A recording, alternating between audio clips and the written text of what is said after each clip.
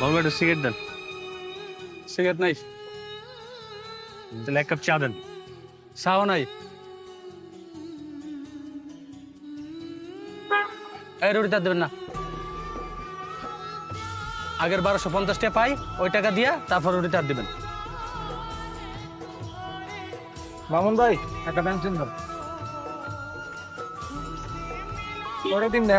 ওকে যাই। এটা কি হলো মামু ভাই? আমি তোমার কাছে সিগারেট ছিলাম, তুমি আমার বলে সিগারেট নেই। এখন এই লোকটা চাওয়ার সাথে একটা সিগারেট দিয়ে দিলে, এখন সিগারেট কই পাইছো? সিগারেট বাকিতে বেশি না, আগের এই টাকা রয়েছে।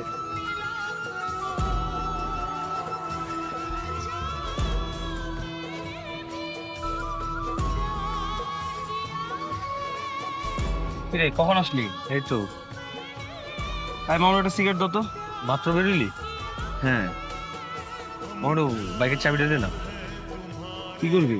একটু মোর সাথে দেখা করতে আসি। সিগারেট খাবি? চা খা, প্রয়োজন অন্য কিছু খা। আমার চাবি চাইস না, আমার কাজ আছে। চাবি লাগবে না আমার, কিন্তু একটু মানে জরুরি আর কি। 5000 টাকা দিতে পারবি? মানে আজকে মোয়ের জন্মদিন তো, ওর কিছু একটা গিফট দিতাম। 20,000 টাকা নিয়েছিলি যে মনে আছে? টাকা পয়সা 2 দিন পর পরই নেস, দেওয়া তো কোনো নামগঞ্জ থাকে না। তুই কিছু খাইলে খা, মামা টাকা পয়সা চাইস না। এই মামুন ভাই, এক প্যাকেট সিগারেট দেন তো। না লাগবে না, থাক। নে মামা একটা সিগারেট। না থাক।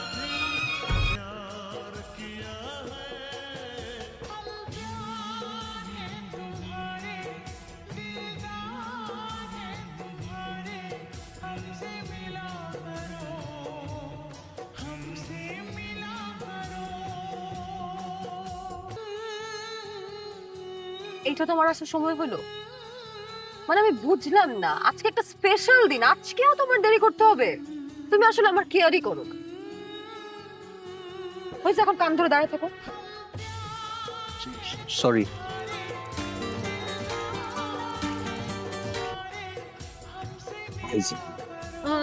Thank you. আসো আসো কাটি। Happy birthday to you, happy birthday to you, happy birthday dear মো। Thank you. তোমাকে একটু খাওয়া দে।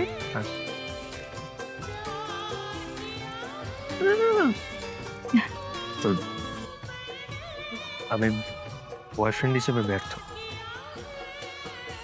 তোমার স্পেশাল দিনেও তোমাকে স্পেশাল করে কিছু দিতে পারলাম না। যাই হোক না কেন, আমি তো সবসময় তোমার সাথে আছি। তোমার সুখে দুঃখে সবসময় আমি তোমার পাশে থাকি। শুধু তুমিই আমাকে বোঝো। তোমার মতো করে আর কেউ আমাকে বুঝবে না কখন। আর আমি এটাও মানি, আমার জীবনে যদি আর কেউ নাও থাকে, শুধু তুমি আমার পাশে থাকতেই হবে, আমার আর কিচ্ছু লাগবে না।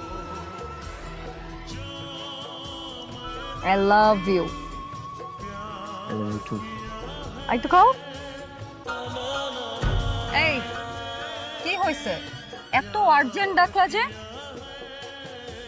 এই তোমার কি চাকরি হয়ে গেছে? দেখছো, আমি তোমাকে বলছিলাম না যে তোমাকে দিয়েই হবে, খালি একটু ধৈর্য ধরো। কিছুই হয়নি। তাহলে কি হয়েছে? গতকাল রাতে তুমি কোথায় ছিলে? কোথায় আর থাকবো, বাসায় ছিলাম। আরেকবার সুযোগ দিতেছি, সত্যি কথাটা বলো, কোথায় ছিলে? আমি কি মিথ্যা কথা বলতেছি নাকি? সত্যিই তো বলতেছি। তুমি আমাকে বিশ্বাস করতেছো না? আগে বিশ্বাস করতাম, এখন আর করি না। এগুলো কি?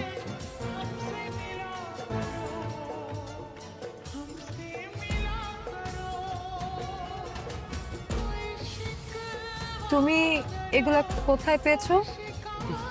এগুলো আমি কোথায় পেয়েছি সেটা তো তোমার জানার দরকার নেই। কিন্তু এই তুমিই তো আমাকে বলছিলে যে পৃথিবীতে আমার পাশে আর কেউ থাকুক আর না থাকুক, তুমি শেষ পর্যন্ত আমার পাশে থাকবা। এই তার নমুনা। রাকিব, তুমি আমাকে ভুল বুঝতেছো। আমি তোর ভুল বুঝাবুঝি তুই তোর কাছে রাখ। আমার বন্ধু বান্ধব আমার আগেই বলছিল তোর মতো একটা থার্ড ক্লাস মেয়ের সাথে প্রেম না করতে। আমি তো শুনি নাই সবকিছুর বিপরীতে যে আমি তোর সাথে প্রেম করছি, আর তুই আমারে কি দিছস? এই তার নমুনা।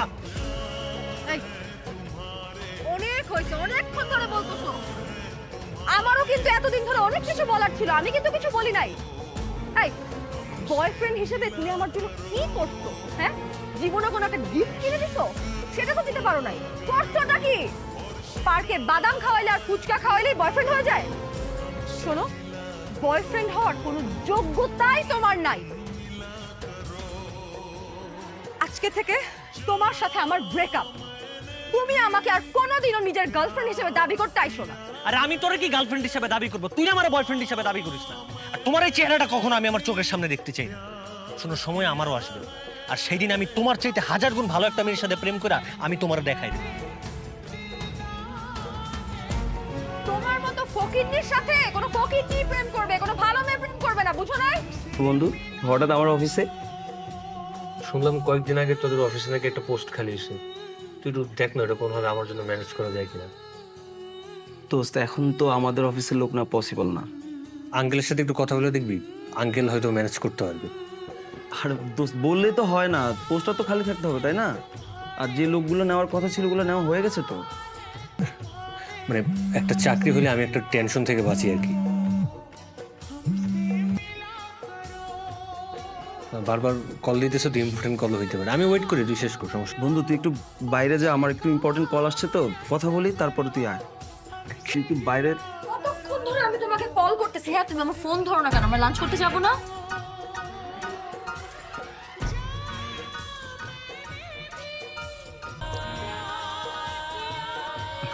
বন্ধু দোস্ত শোন, বয় বয়। আর তুমি না মানে দেখতেছো আমি কল ধরতেছি না, তোমার এখনই আসতে হবে। তুমি যদি কলটা ধরতা তাহলে তো আমি এখানে আসতাম না। আর এমনি ওর সাথে তো এখন রিলেশন নাই আমার, কি ভাবলো তাতে একটু যায় আসে না। চলো তো লাঞ্চ করবো। আচ্ছা চলো, এখনই যাবো। চলো না।